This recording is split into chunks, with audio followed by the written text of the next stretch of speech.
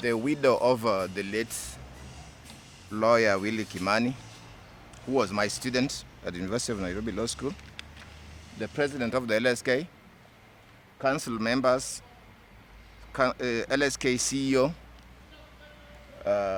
Steve Ongaro, my colleague in this important case in the quest for criminal justice, all colleagues and all members of the families of Willie Kimani, Joseph Atmwenda, and Joseph Mwiruri.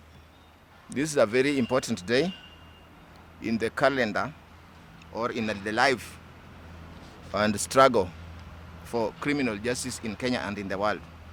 We still remember 4 years ago when one weekend we read in social media that a lawyer and his client and driver were missing and could not be traced. Many of us did not spend the weekend happily as we had planned or to rest. We started talking to many, especially young lawyers, and because we had been told that he had been in the company of the police, we hoped for the best but feared the worst because of the circumstances. I'm very happy that the young lawyers quickly mobilized and put pressure on a rather reluctant legal fraternity at the time, to whom the cause of criminal justice was anathema. And luckily they mobilized, and I remember the LSK convened a meeting at the Supreme Court, and many of us attended and asked the question that it's not necessary just now to focus on press conferences.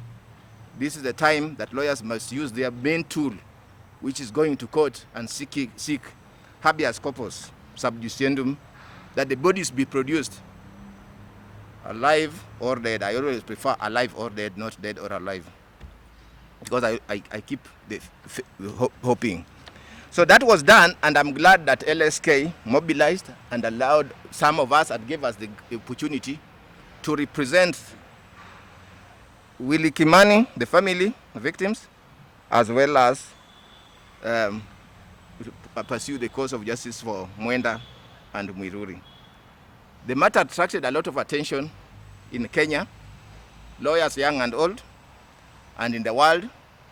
Steve Ongaro just reminded me that a message came all the way from Barack Obama and others. This was an important issue, and the Law Society, LSK, was congratulated on taking on such an important question, because they disappeared and they killed, they kidnapped has been a major feature in Kenya and other countries like Argentina, etc., etc. So this was a very important move, and I'm glad that a lot of progress has been made, and that as we stand, we are left with just about 3 witnesses. We hope, God willing, we've been trying to see how this could be done in the context of COVID. It's been tough. We've tried to reach out as much as we can without naming names, but I think it's been a challenge. But we thank you, Mr. President, and your council, that you have been firm on trying to see how, while observing COVID protocols, the court processes should continue, because it's very sad that only 2 arms of government are active, and those 2 arms of government are not always very friendly to the cause of justice. In fact, they negate the cause of justice on a daily basis, and therefore it's been a very sad situation that for a long time the judiciary was abdicating its role, and that one we are together and we are very firm on it. The judiciary must see how to work. Even in the course of a revolution, even in the course of a military coup, the courts must speak.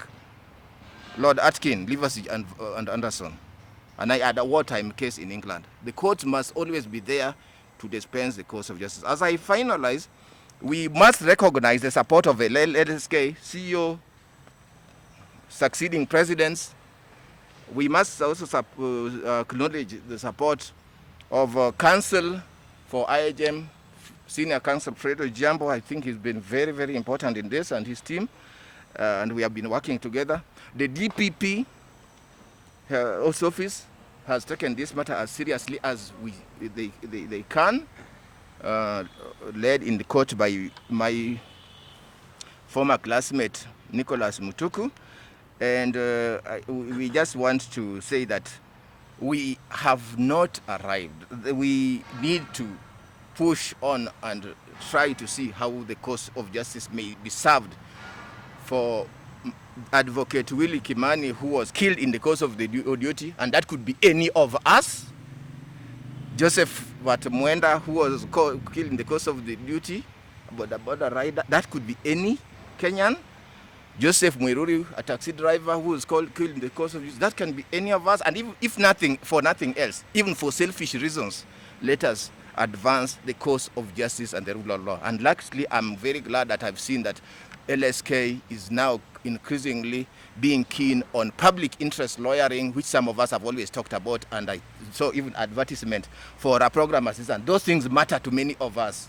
If we just sleep as lawyers, as a bar, if the judiciary sleeps, you lose a country, you lose a generation, you lose the future. Thank you so much.